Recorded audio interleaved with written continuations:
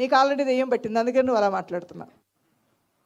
Already నువ్వు భ్రష్టత్వానికి అప్పగించుకొని నీ పాపాన్ని ఎలా కప్పిపుచ్చుకోవాలో, ఎలా రాజీ పడాలో తెలియట్లా.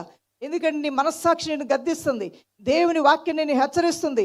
ఈ రెండింటిని తట్టుకోలేక నువ్వు పిచ్చాపాటి మాటలు మాట్లాడుతున్నావు. నీలో ఆల్రెడీ పిచ్చి ప్రారంభమైంది, ఎర్రి ప్రారంభమైంది. నువ్వు మారు మనసు పొందితే నీకు మంచిది అని దేవుని వాక్యం హెచ్చరిస్తుంది.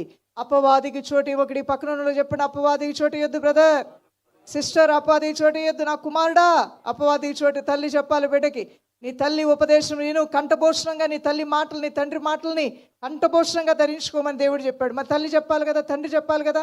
అపవాదికి నా కుమారుడా, నేను ఎన్నో మొక్కులు మొక్కి కన్న నా కుమారుడా, నీ యొక్క బలాన్ని స్త్రీలకు ఇవ్వద్దు, వేశ్యలకు ఇవ్వద్దు, మత్తు పానీయాలకు ఇవ్వద్దు, నీ బలాన్ని నువ్వు వ్యర్థమైన వాడికి ఇవ్వద్దు నా కుమారుడా, నా కుమార్తె అని తల్లిదండ్రులు పలికారంట. అపవాదికి చోటు ఇవ్వద్దని పలికారంట. హల్లెలూయా.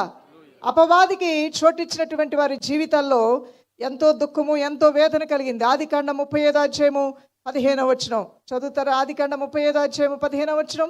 అలానే ఈ వచనం కరెక్ట్గా మరి మీరు చూడాలి అంటే ఎఫెసీయులకు రాసిన పత్రిక 4:27 చూడండి. ఎఫెసీయులకు రాసిన పత్రిక 4:27.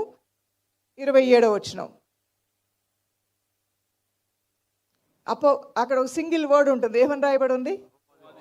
అపవాదికి చోటు ఇవ్వద్దు, అపవాదికి చోటు ఇవ్వద్దు. ఇంకా వేటికి మనం చోటు ఇవ్వకూడదు? ఆదికాండం 19:14 నాశనమైన వాటికి, నిన్ను నాశనం చేసే వాటికి నువ్వు చోటు ఇవ్వద్దు.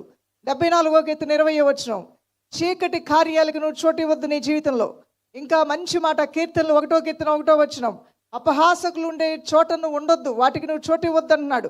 అలానే 5:4 చెడుతనానికి నీ జీవితంలో ఏమాత్రము కూడా చోటు ఇవ్వద్దని దైవవాక్యం హెచ్చరిస్తుంది. మరి